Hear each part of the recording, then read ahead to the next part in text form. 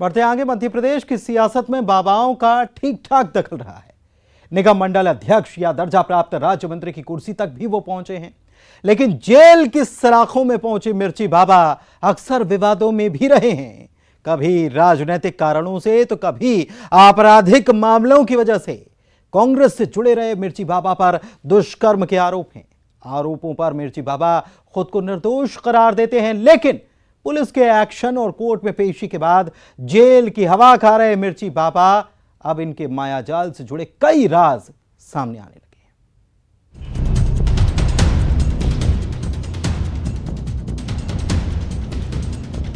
फंसाया जा रहा है और मैं संघर्ष की लड़ाई लड़ूंगा, क्योंकि अखाड़े का नागा हूं। भोपाल की सेंट्रल जेल, कैदी नंबर 1949। अब यही नाम और पता है अक्सर विवादों और सुर्खियों में रहने वाले मिर्ची बाबा का।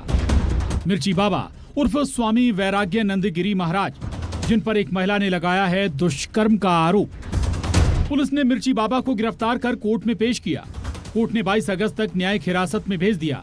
आरोप है कि भोपाल की एक पॉश कॉलोनी में बाबा किराए के घर पर अय्याशी का अड्डा चला रहा था। आसपास के लोग भी बाबा से परेशान थे। आरोपी को गिरफ्तार कर लिया गया था। गिरफ्तार करने के बाद न्यायालय प्रस्तुत किया है और उसके किसी प्रकरण में अभी कोई करंट आवश्यकता नहीं था, तो उसका जेआर मांगा गया। 22 तारीख तक का जेआर प्राप्त हुआ, उसको जेल दाखिल करने के लिए रवाना किया। इधर मिर्ची बाबा पर रेप के आरोपों में फंसने के बाद बीजेपी हमलावर है। बीजेपी का आरोप कि मिर्ची बाबा कांग्रेस का प्रचारक है। कांग्रेस के संसाधनों का भी मिर्ची बाबा इस्तेमाल करता रहा है। वो मिर्ची बाबा जो कांग्रेस का स्टार प्रचारक रहा चुनाव में, वो मिर्ची बाबा जो केवल अकेला व्यक्ति है जो कमलनाथ की गाड़ी में सवार होता है, दूसरे नेता मिलते नहीं हैं। एकमात्र साथी कमलनाथ जी का गिरफ्तार हुआ है बलात्कार के आरोप में। कमलनाथ जी को जवाब देना चाहिए प्रदेश की जनता को कि ऐसे लोगों से उनके क्या संबंध हैं। ये वही मिर्ची बाबा हैं जो लोकसभा में दिग्विजय सिंह की जीत का दावा कर रहे थे। ना जीतने पर जल समाधि का ऐलान भी किया था। कांग्रेस की तरफदारी भी करता रहा है मिर्ची बाबा। अब कांग्रेस का कहना है कि सरकार मामले में जांच कराए और एक्शन ले। सरकार का काम है कि इसकी जांच करे और जो है इस तरह अगर कोई अपराध घटित होता है तो उस पर जो है दंडात्मक कार्रवाई करे।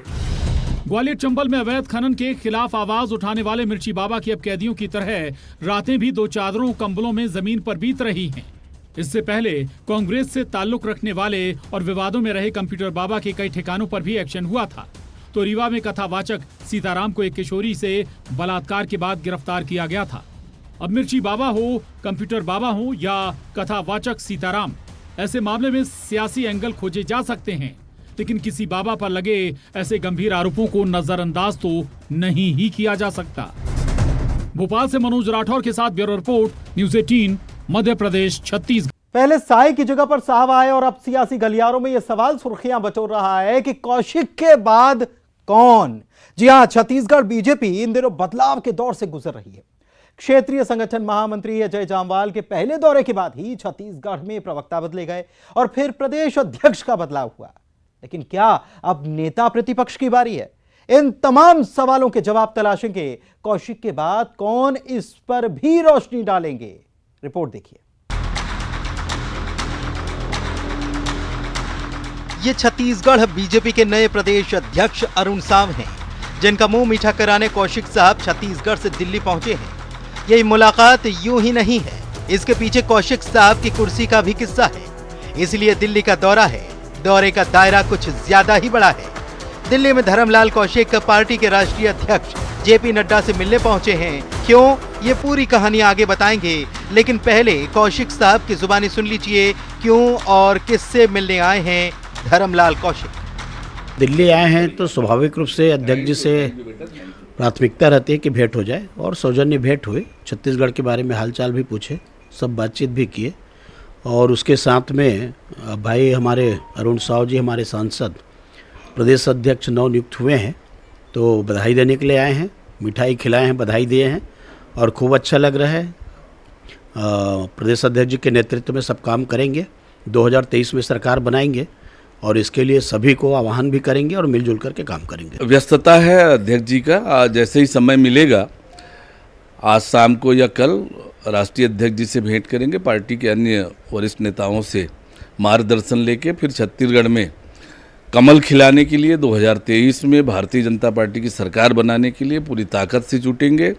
भारतीय जनता पार्टी का एक एक कार्यकर्ता तैयार है। भारतीय जनता पार्टी के सभी नेताओं का आशीर्वाद, सहयोग, मार्गदर्शन मिलेगा और राज्य की जो जन विरोधी सरकार है, वादा खिलाफी करने वाली सरकार है कांग्रेस की, उसको उखाड़ फेंकने के लिए पूरी ताकत से जुटेंगे।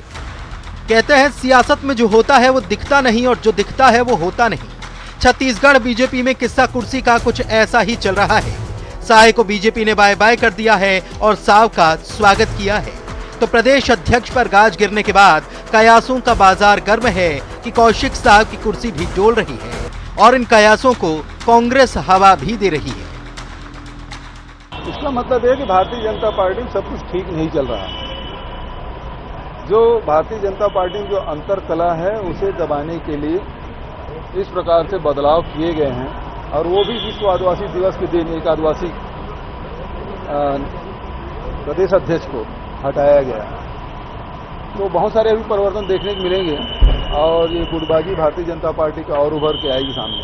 सर, ऐसा तो नहीं कि जातिगत समीकरण के तहत कोई बदलाव किए जा रहे हैं? बहुत सारे एक्सपेरिमेंट करेंगे वो लोग। आदिवासी दिवस के दिन ही आदिवासी नेतृत्व को हटाने का काम भारतीय जनता पार्टी ने क्या संदेश देने के लिए, ये तो उनके अपने अब नेता प्रतिपक्ष बदलने की तैयारी है, उनका अंदरूनी मामला है।